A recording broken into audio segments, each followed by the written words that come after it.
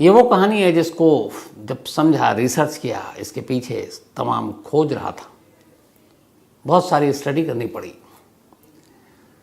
तो इस कहानी को जानते हुए और जब मैं कहानी में डूब रहा था, मैं खुद डर रहा था और डर के साथ एक क्यूरियोसिटी थी, आगे क्या, ऐसा कैसे, क्या ये मुमकिन है, क्या ऐसा हो सकता है। लेकिन ऐसा हुआ, और इसलिए मैं कह रहा हूँ ऐसा हुआ कि अमेरिका वर्जीनिया यूनिवर्सिटी, नामी गिरामी यूनिवर्सिटी, वहाँ के साइंटिस्ट तक जो पुनर्जन्म के एक्सपर्ट्स हैं, उन तक को इस एक स्टोरी के लिए इंडिया आना पड़ा और उन्होंने आकर यहाँ पूरा रिसर्च किया, फैक्ट्स ढूंढे और फिर उन्होंने भी कहा कि ये पुनर्जन्म की ही कहानी है। शायद दुनिया में इकलौती पुनर्जन्म की ये कहानी है जिसको इसके एक्सपर्ट्स ने एक तरह से सर्टिफिकेट दिया कि इसमें कोई झोल नहीं है, इसमें कोई गलत नहीं है। पहले कहानी, फिर आपको फैक्ट्स। उत्तर प्रदेश में एक जगह है इटावा, आप लोग जानते होंगे, बहुत नामी जगह है।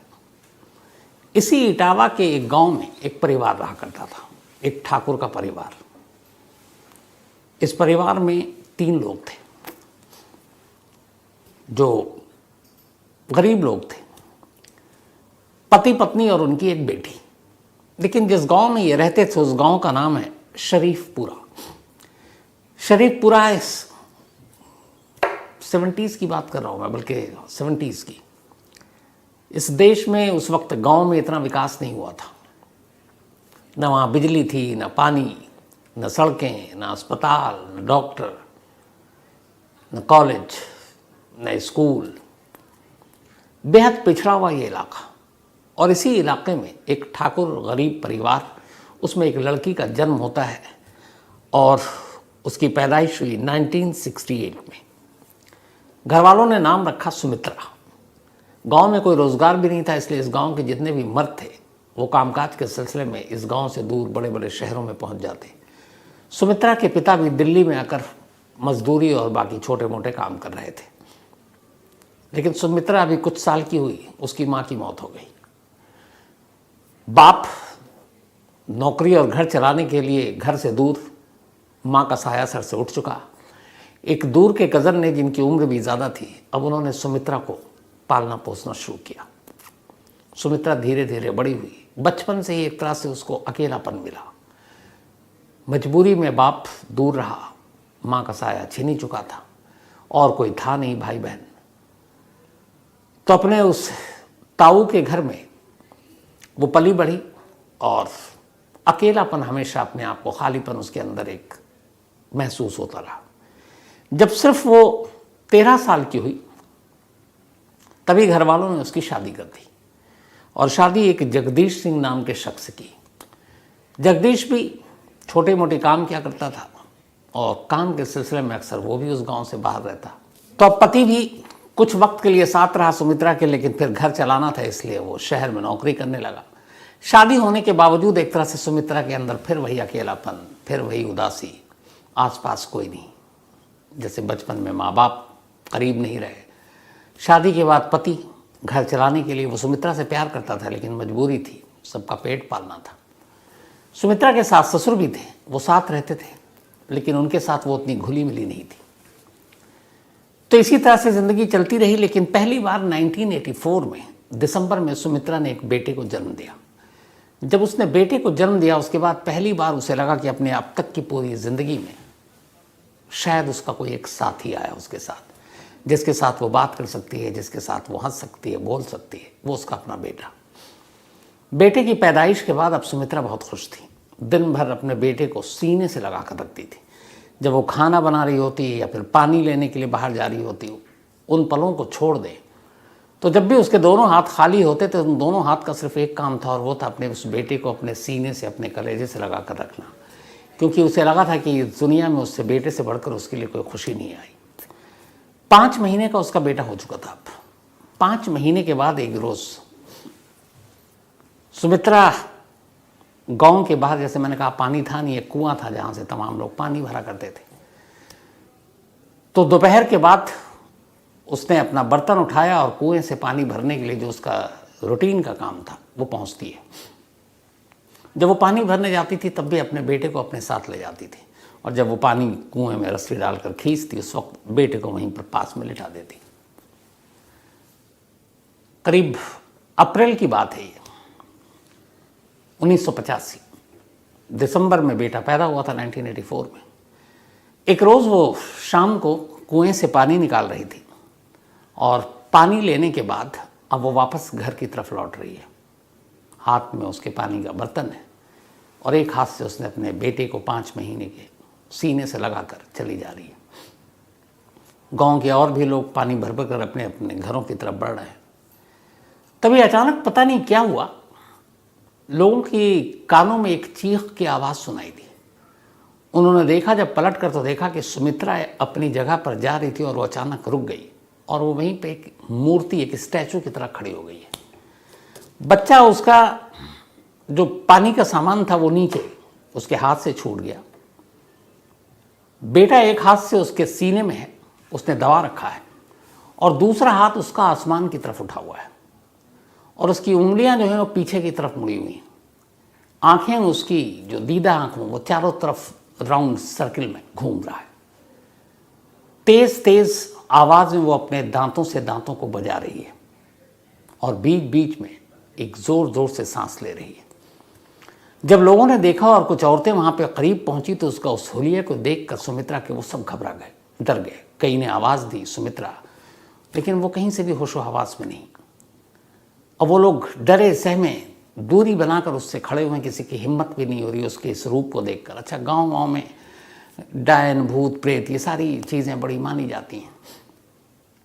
तो औरतें घबरा गई, उन्हें लगा कुछ मर्द भी वहाँ पर सुनकर आ गए, लेकिन उन्होंने जब सुमित्रा का ये रूप देखा, उसके हाथ एकदम टाइट और ऊपर की तरफ उठे हुए हैं, उंगलियाँ पीछे की तरफ मुड़ी हुई हैं, आँखों का दीदा घूम रहा है और वो कट कट दांत बजा रही है। पर अपने एक बच्चे को जो है एक हाथ से उसने पकड़ रखा। अच्छा, उसने अपने बच्चों को इतनी ज़ोर से झगड़ा कि अब बच्चा रोने लगा। बच्चे के रोने की आवाज़, उधर उसके दांत के कटकटाने की आवाज़ और स्टैचू की तरह उसका खड़ा होना, पानी का बर्तन नीचे, लोग आवाज़ दे रहे हैं लेकिन करीब नहीं जा रहे हैं। करीब 5 मिनट तक ये सीन चलता रहा। 5 मिनट के बाद अचानक सुमित्रा का हाथ नीचे गिरा और उसने देखा उसका बच्चा रो रहा है। उसने फ़ौरन उसको चुप कराना शुरू किया।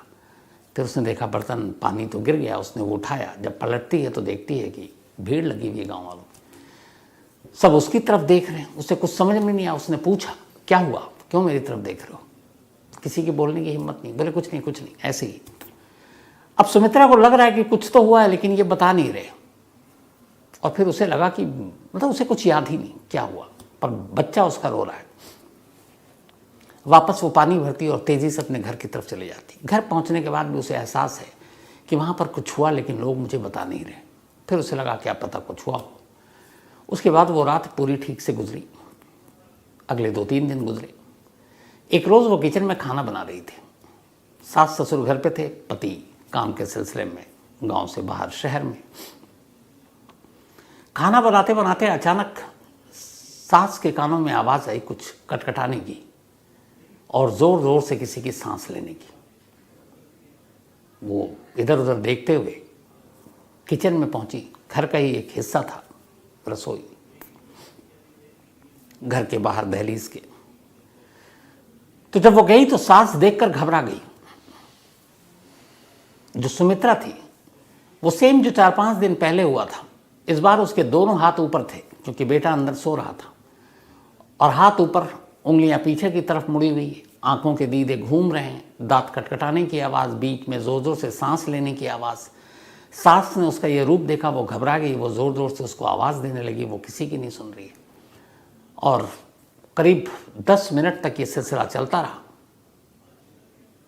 और उसने किसी की आवाज़, तब तक वो ससुर भी आ गए, सब बोलने लगे, कुछ पड़ोसी आ गए, लेकिन उसने किसी को सुना ही नहीं। वो अपने होश में ही नहीं थी। करीब 10, 12, 15 मिनट बीते। अचानक उसके हाथ नीचे गिरे। नॉर्मल उसका, उसने देखा चारों तरफ सास ससुर हैं, ये है। उसने अपने घूंघट वूंघट डाले वापस, ससुर और उसके सामने वो डाला करती थी। पूछा, क्या हुआ, आप लोग मुझे क्यों देख रहे हैं? अब सब एक दूसरे को। तो सास ने पूछा कि तुमने अभी क्या, कुछ हुआ था? उसने कहा, नहीं, मैं तो खाना बना रही हूँ। सास ने भी कुछ नहीं बोला। जो रूप देखा था उससे वो भी डरी हुई थी। उसके बाद वो गई अपने, फिर बच्चे को देखा, बच्चे को गोद उठाया।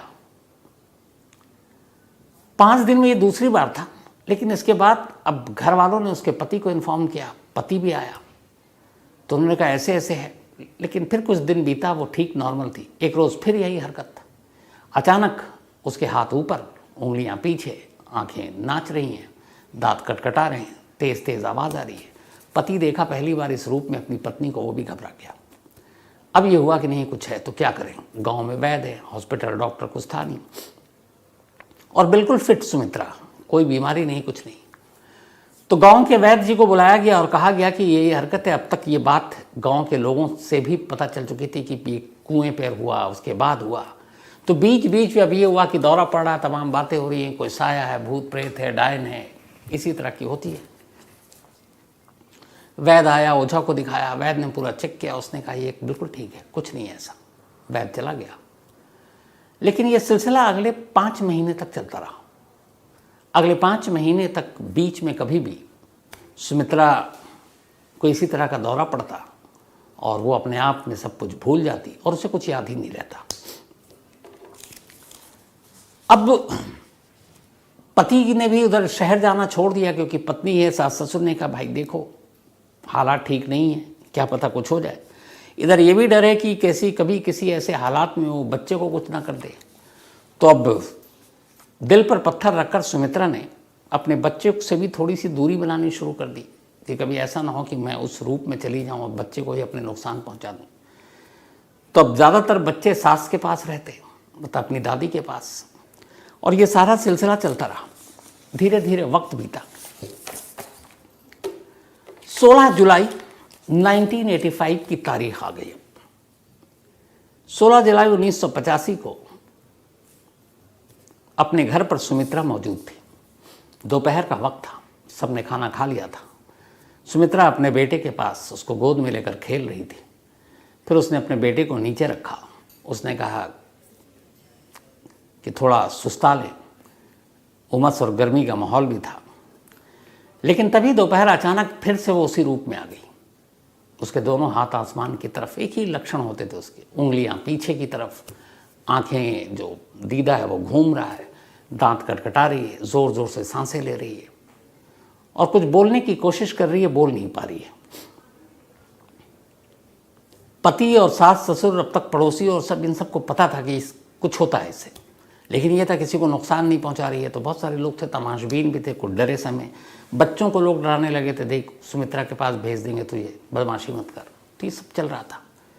16 मई 1985 को जब ये हुआ तो उस दिन पहली बार एक अजीब चीज़ हुई। सुमित्रा उसी रूप में थी, दांत कटकटा रही है, सांसें ले रही है, और अब तक वो बीच में कुछ बोलती थी, किसी को समझ में नहीं आता था। लेकिन उस दिन उसने एक लाइन बोली, और जब वो लाइन बोली तो जिसने भी सुना वहीं पे सब सहम कर रह गए। उसने कहा ठीक 3 दिन के बाद आज से मैं मर जाऊंगी। 16 जुलाई 1985, दोपहर का वक्त। और उसने पहली बार ये कहा, और चूंकि उस रूप में देखकर सारे लोग मौजूद थे, कुछ पड़ोसी थे, सास ससुर पति, तब उसने एक लाइन कही कि बस आज से ठीक 3 दिन के बाद मेरी मौत है। और ये कहती ही फिर वो अपने नॉर्मल रूप में आ गई। बिल्कुल वही सुमित्रा जो एक अच्छी माँ, पति की सेवा करने वाली, सास ससुर के साथ ठीक से बात करने वाली, खाना बनाने वाली। अब जब उसने बोला तो हर एक घर वाले सारे सहम गए कि ये क्या बोल रही है। 16 जुलाई यानी कि 19 मई इसका लास्ट डे होगा। कोई ऐसा कैसे कह सकता अपने मौत की भविष्यवाणी। पूरा घर परेशान। अब पति ने सुमित्रा से पूछा कि तुम्हें याद है कि तुम जो ये सब जिस दौरे में जो मैं पढ़ता है उसमें क्या तुमको कोई भी चीज़ याद है। बोली नहीं, मुझे कुछ याद नहीं है। तो उसने कहा तुमने कुछ लाइन कही थी, तुम्हें याद है। उसने कहा नहीं याद है। तो उसने कहा मैंने क्या कहा था। उसने कहा तुमने पति की मजबूरी थी, उसने बोल दिया। उसने कहा तुमने ये कहा कि ठीक 3 दिन के बाद तुम मर जाओगी। तो उसने कहा क्या बक रहे हो। उसने कहा हाँ। अब सुमित्रा के दिमाग में ये बात बैठ गई। उसे लगा ये क्या है। लेकिन अगले 3 दिन तक 16, 17, 18 वो बिल्कुल नॉर्मल रही। अब 19 मई बल्कि 19 जुलाई 1985 की तारीख आ गई। ये वही डेट थी जो सुमित्रा ने अपनी मौत के लिए चुनी थी, जब उस दौरे में थी और वो बोल रही थी। 19 जुलाई 1985 सुबह हुई, दोपहर, सुमित्रा बिल्कुल ठीक। बट उसने उस दिन भी यही किया कि वो अपने बच्चे से खुद को दूर रखती थी। जब कुछ लोग उसके आसपास हों तो बच्चे को प्यार करती, सीने से लगाती, बाकी उसकी दादी के पास ही होती।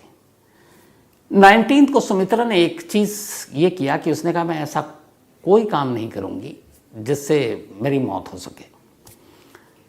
उसने कहा मैं ऊंचाई पे नहीं जाऊँगी कि फिसल जाऊँ, मैं आज खाना नहीं बनाऊँगी, चूल्हे के करीब नहीं जाऊँगी कि आग न लग जाए, मैं आज जंगल की तरफ नहीं जाऊँगी, मैं आज कुएं पे पानी नहीं भरने जाऊँगी कि कुएं में न गिर जाऊँ। मतलब ऐसी चीज़ जो एक इंसान अपने उसमें कर सकता है कि इन वजहों से हम मर सकते हैं, उन सारी चीज़ों से उसने कहा कि मैं दूरी बनाऊंगी। और उसके पति ने भी यही बात उससे कही। धीरे धीरे दोपहर से शाम हो गई, सुमित्रा बिल्कुल ठीक। घर वालों को अब लगा कि चलो कुछ घंटे की बात है, और ये जो उसने कहा था 3 दिन पहले ये गलत साबित होगा। घर के अंदर है सुमित्रा, क्योंकि हर तरफ से वो बच रही, कुछ नहीं चाहती ऐसा करे कि जिससे कोई एक्सीडेंट हो, कोई हादसा और उसकी मौत हो जाए। आराम कर रही है, कोई खाना वाना नहीं बनाना, बाहर नहीं जाना। शाम हो गई, उसे कुछ घुटन सी महसूस हुई। उसे लगा कि बहुत है कमरे के अंदर, चलो बाहर नहीं जाना, दरवाजे पर खड़े होकर थोड़ी ठंडी हवा ले लेते हैं, क्योंकि शाम की हवा भी आनी शुरू हो गई थी। अब वो दरवाजे पर खड़ी हो गई। इत्तेफाक से उसकी एक दोस्त वहाँ से गुजर रही थी। उसने उसको आवाज़ दी। उसने कहा कहाँ जा रही हो, कैसे? उस दोस्त को भी इसके बारे में पता था, और ये भी पता था ये तीसरे दिन की कहानी। अब वो उससे बात करने लगी, दरवाजे के बाहर निकली। अब वो जाकर करीब बात कर रही है, और दोनों हंस कर बात कर रहे हैं। वो उससे उसका पूछ रही है खैरियत, तुम अब ठीक हो, तुम्हें क्या हो जाता, तुम तो बिल्कुल हट्टी कट्टी हो। और वो कह रही है ये सब पता नहीं ऐसी है, मैं बिल्कुल ठीक हूँ, मेरे बेटे के आने के बाद से मैं बहुत खुश हूँ। और पूरी बात कर रही है, और बात करते करते अचानक एकदम वहीं खड़े खड़े वो यूं ही खड़ी रहती है, और उसके मुंह से आवाज़ बंद। उसके दोनों हाथ ऊपर की तरफ गए, और इस बार उसने कुछ नहीं किया, न दांत कटकटाए, न उंगलियां पीछे की, न नज़रें घुमाई, बस खड़ी हो गई। अब उसकी सहेली उससे बात किए जा रही है, वो जवाब नहीं दे रही है। उसने उसको हिलाया, और वो चट्टान की तरह, बिल्कुल जैसे कोई स्टैचू नहीं होता, मूर्ति, वो वैसे वहीं अपनी जगह टिकी हुई है। मतलब धक्का देने पर भी वो आगे पीछे या गिर नहीं रही है। उसने 2-3 बार पहले हल्के से फिर जोर से उससे पूछा, सुमित्रा सुमित्रा, कोई जवाब नहीं दिया। उस दोस्त को मालूम था इस 3 दिन की भविष्यवाणी वाली बात। अब वो बदहवास चीखती है, ज़ोर ज़ोर से रोने लगती है। उसके चीखने और रोने की आवाज़ सुनकर तमाम पड़ोसी और घर के अंदर से सुमित्रा का पति, सास, ससुर सब बाहर आते हैं। अब तक उन्हें ये लगा था कि शायद शाम हो गई, भविष्यवाणी गलत होगी। लेकिन जब उसके दोस्त को रोते चीखते देखते वो आते हैं, तो देखते हैं सुमित्रा खड़ी हुई है, लेकिन नॉर्मल है, उसके हाथ पीछे नहीं है, आंखें ठीक है, लेकिन आंखें खुली हुई है। अब वो उसको हिला डुला रहे हैं, लेकिन वो कुछ बोल ही नहीं रही। बदहवास भाग कर कोई वैद्य को लेकर आता है, वैद्य आता है। अब सुमित्रा को बड़ी मुश्किल से लिटाया जाता है। वैद्य उसके नब्ज टटोलता है, दिल की धड़कन देखता है, आंखें देखता है, और थोड़ी देर के बाद कहता है कि अब सुमित्रा जिंदा नहीं है, ये मर चुकी है। सुमित्रा ने जो भविष्यवाणी की थी वो सच में तीसरे दिन सही साबित हुआ।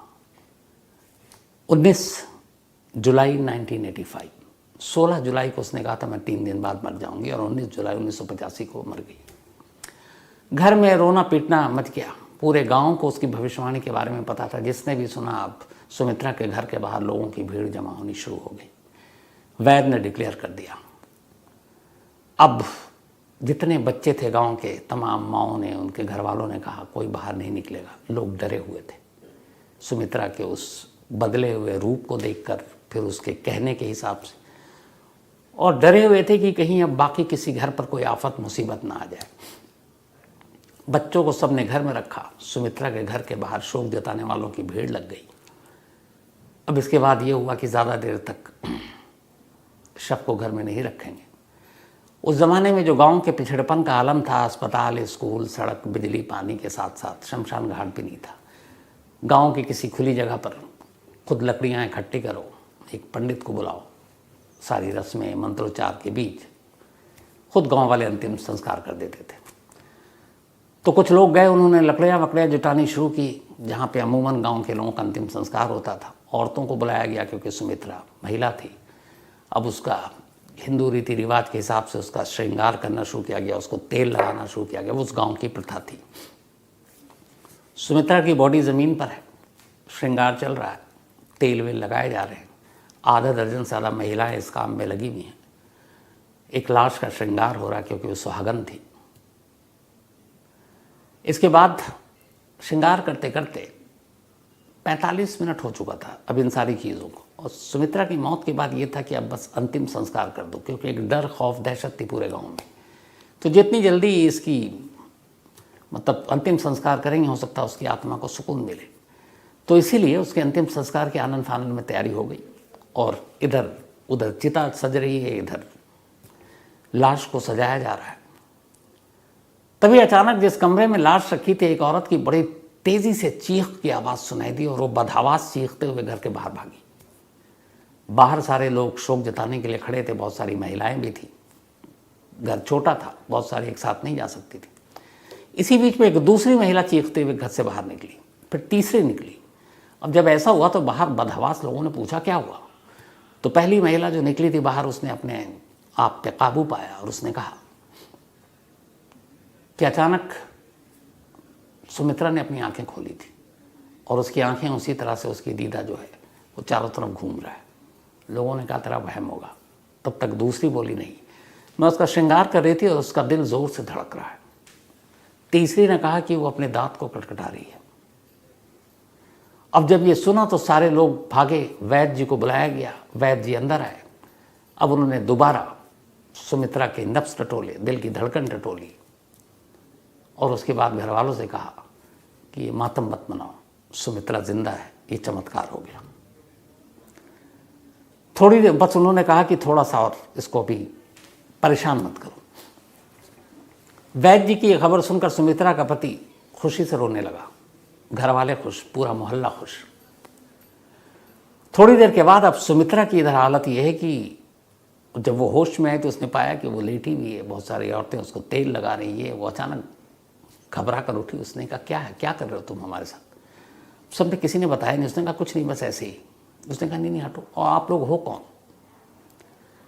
इतनी देर में अब वैद्य जी चले गए। बाहर खड़े हुए पति जो खुशी में रो रहा था, बदहवास अंदर आया, सुमित्रा सुमित्रा करके चीखते हुए, और आकर सुमित्रा को गले लगा लिया। जैसे उसने गले लगाया, सुमित्रा ने उसकी तरफ देखा। अपने पति को देखते ही उसने एक जोर का धक्का मारा और पति को किनारे किया। कहा आप कौन है, इस तरह से आप क्यों मुझे गले लगा रहे हो, मैं आपको नहीं जानती हूँ और आप पराई स्त्री के साथ ऐसा नहीं कर सकते हो। पति ये सुनकर बदहवास कि ये क्या कह रही है। सास ससुर को बुलाया उसने, कहा माँ पिताजी ये देखो ये क्या बोल रही है। तो उसने कहा तुम्हारे सास ससुर। उसने कहा ये दोनों कौन है, मैं नहीं जानती। तमाम औरतें थी, बोली ये तुम्हारी जो दोस्त जिसके साथ बात करते करते उसने दम तोड़ा था, बोली इसको भी मैं नहीं जानती हूँ। अब सब थोड़ी देर के बाद जब उसने कहा ये तुम्हारा बेटा जो तुमको जान से ज़्यादा प्यारा है, उसने कहा मैं इसको भी नहीं जानती हूँ। सबको लगा कि जो माँ हमेशा अपने सीने से लगा कर रखती थी, अचानक अपने बेटे तक को अपनाने से मना कर रही है और पहचान नहीं रही है, कुछ गड़बड़ है। वैद्य जी को बुलाया गया। कहा कि वो जिंदा तो हो गई लेकिन किसी को पहचान नहीं रही। वैद्य जी ने उसको फिर से चेक किया। उन्होंने कहा काम करो, थोड़ा सब्र रखो, शायद शौक लगा हो या पता नहीं कुछ है, करिश्मा है, चमत्कार हुआ, थोड़ा इसे वक्त दो और इससे दूर रहो। अब ये कहकर चले गए वैद्य जी। अगला दिन आया, सुमित्रा बिल्कुल ठीक ठाक, लेकिन ना वो अपने बच्चे की तरफ देख रही है, ना उसे गोद में उठा रही है, ना सास ससुर को पहचान रही है, ना पति को पहचान रही है, ना पड़ोसियों को पहचान रही है और किसी को भी अपने करीब आने नहीं दे रही है। घर वाले इंतज़ार कर रहे हैं कि शायद ये भी एक उसके दौरे का एक्सटेंशन होगा, दिमाग पे असर हुआ होगा, धीरे धीरे वक्त बीतेगा तो वो ठीक हो जाएगी। करते करते इस आलम में 3 महीने बीत गए। 19 जुलाई को 45 मिनट की मौत हुई थी सुमित्रा की। अगस्त सितंबर अक्टूबर आ गया, 3 महीने बीत गए। 1985 20 अक्टूबर। इस 3 महीने के दौरान सुमित्रा ने किसी को भी नहीं पहचाना। तमाम कोशिश घर वालों ने कर ली, ना अपने पति को कभी अपने करीब आने दिया। उसने कहा आप पराए मर्द हो, न सास ससुर को वो दर्जा दिया, न पड़ोसियों को, दोस्तों को, किसी को नहीं। जब अपने बेटे को ही उसने एक बार भी गले नहीं लगाया। लेकिन एक काम वो करती थी, वो एक लेटर लिखती थी और लेटर लिखकर उसको वो करती और अपने पति को कहती कि इसको पोस्ट कर दो। पति अनपढ़, लेकिन घर वाले ये हैरान थे कि सुमित्रा ने तो पढ़ाई की नहीं। हाँ, थोड़ी बहुत उसके जो ताऊ थे उन्होंने पढ़ाया था, लेकिन फिर भी ये लिख रही है कुछ। पर उन्हें लगा कि अब कुछ होगा, या ये भी हो सकता है एक दौरे का पाठ हो, वो अपने आप को कुछ और सोच रही हो। पति अपनी पत्नी से बेहद प्यार करता था। वो उसके कहने के हिसाब से गांव के बाहर ही एक वो जो पोस्ट ऑफिस, बल्कि जो लेटर बॉक्स होता है, वो उसमें लेटर डाल देता। 3 महीने तक ये लेटर डालने का सिलसिला चलता रहा। 3 महीने के बाद 19 जुलाई 1985 को सुमित्रा ने 45 मिनट के लिए दम तोड़ा था। 20 अक्टूबर 1985 की तारीख आई। अचानक एक शख्स सुमित्रा के घर पहुंचता है, किसी शरीफपुरा गांव में। और वो शख्स घर पहुंचते ही पहले तो गांव में जाता है और गांव में जाने के बाद वो पूछता है कि यहाँ पे क्या कोई ऐसी महिला है जिसका बर्ताव बड़ा अलग है, जो कभी कभी कुछ भूल जाती है या उसको दौरा पड़ता है, इस तरह की कोई चीज़ें उसके अंदर है। तो लोग कहते हैं कि यार इसको मतलब ये कैसे। अच्छा, ये गांव में चर्चा का विषय था, तो ये था कि शायद गांव से बाहर भी कई लोग कमाने वमाने के लिए जाते हैं, तो किसी ने बताया होगा। तो उसने कहा आपको कैसे पता? उसने कहा छोड़िए, आप मुझे बताइए है कि नहीं। तो फिर सुमित्रा का पति बाहर आया। उसने कहा जी है, लेकिन आप कौन? हम आपको जानते नहीं हैं। उसने कहा मेरा नाम राम सिया त्रिपाठी है, मैं इटावा से आया हूँ। इस गांव से करीब 80 किलोमीटर दूर एक अपने गांव का नाम उन्होंने बताया। उसका नाम था डिबियापुर। ये शरीफपुरा था जहाँ सुमित्रा रहती थी, और ये राम सिया त्रिपाठी डिबियापुर से आए थे, जो 80 किलोमीटर दूर है इस गांव से। तो उन्होंने कहा मेरा नाम राम सिया त्रिपाठी है, मैं एक लेक्चरर हूँ कॉलेज में, और मुझे इसलिए यहाँ आना पड़ा है कि पिछले 3 महीनों से मुझे कुछ लेटर मिल रहे थे, और उस लेटर को मैंने शुरू में नज़रअंदाज किया। लेकिन अब फिर मुझे लगा कि चलो एक बार चल के देख लेते हैं, दूरी ज़्यादा नहीं थी, एक दिन बर्बाद होगा। लेकिन मैं सिर्फ चला आया इसलिए कि वो लेटर जो भी भेज रही है एक बार उससे मिल लो। तो उन्होंने कहा कौन आपको लेटर भेज रहा है? तो उन्होंने कहा कि वही तो मैं आपसे मिलने आया हूँ कि आपके घर में कोई ऐसी महिला है जो बदलती है, जिसको दौरे पड़ते हैं, कुछ होता है।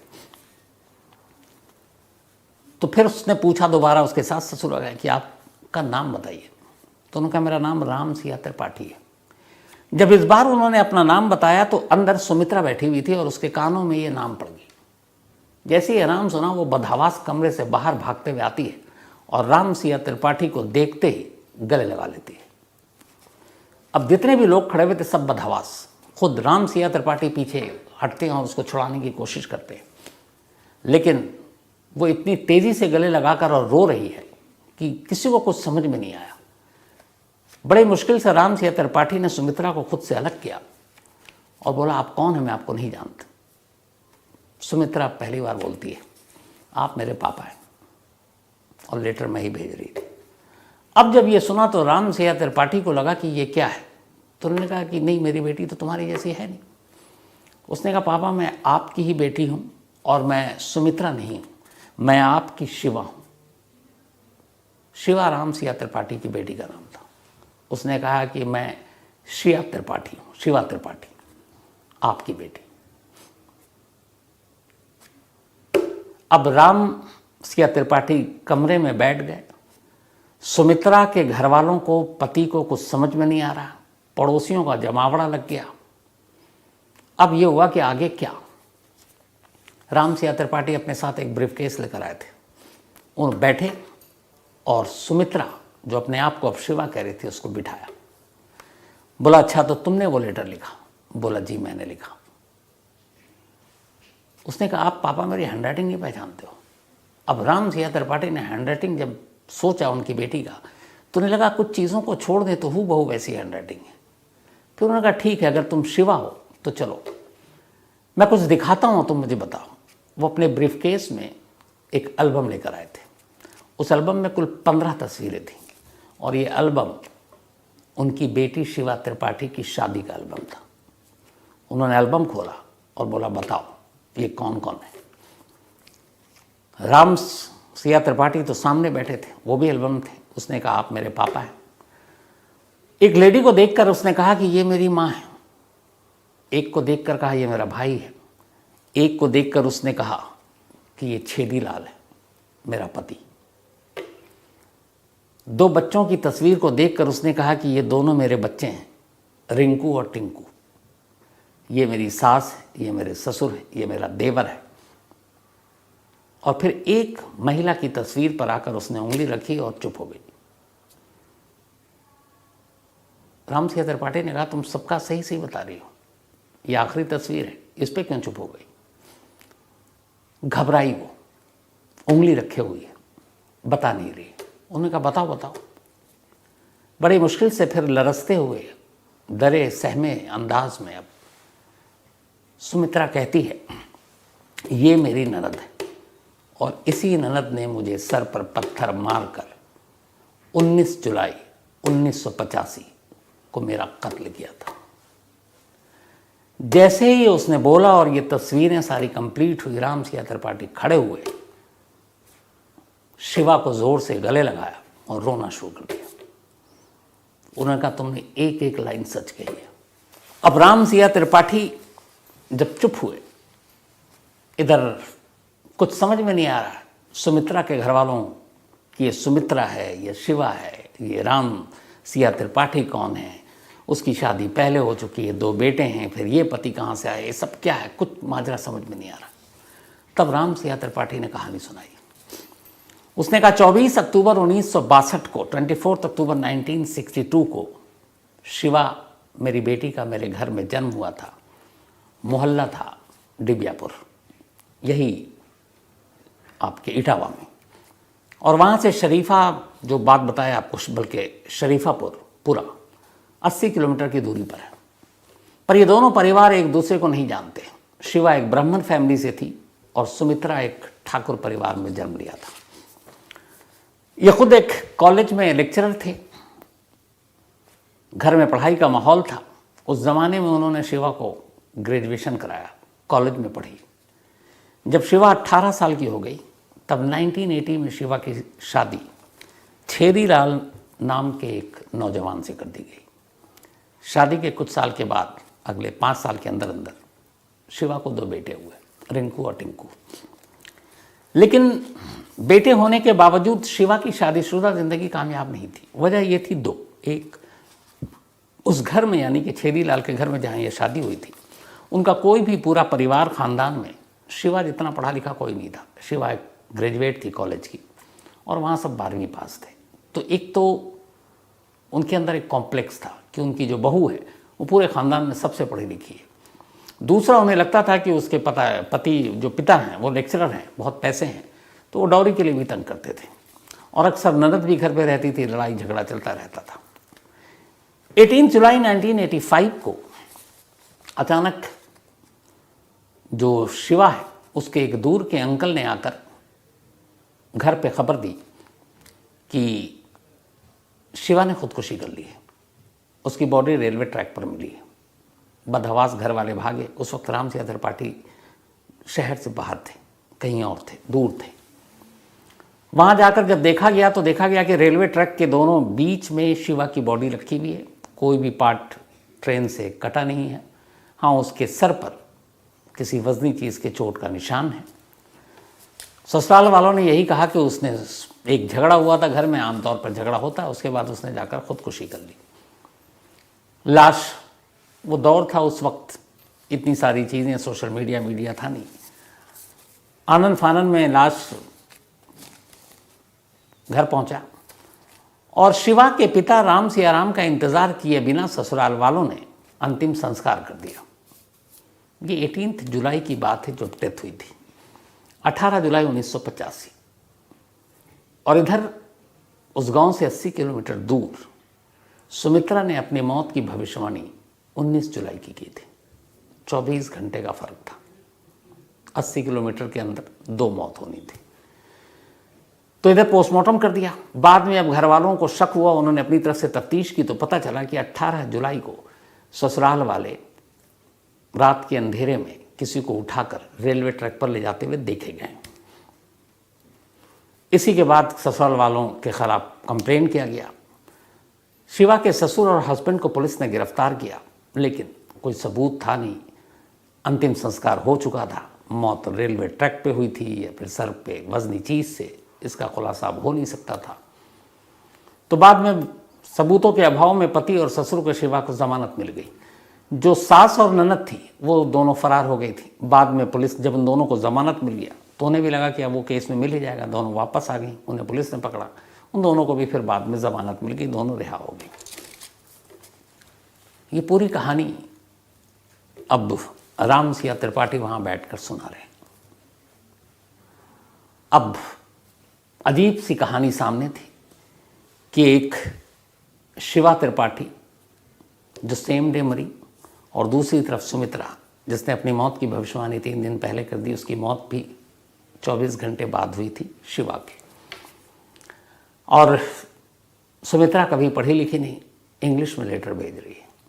कभी वो ठीक से मतलब हिंदी पूरा नहीं बोल पाती थी। वो अपने गांव की जो भाषा होती यूपी की, उस भाषा में बात किया करती थी। लेकिन अपने पापा के साथ वो फर्राटेदार बेस्ट हिंदी इंग्लिश में बात कर रही है। अब जब ये सारी चीज़ें हो गई तो फिर ये हुआ कि पापा मैं आपके साथ जाऊंगी।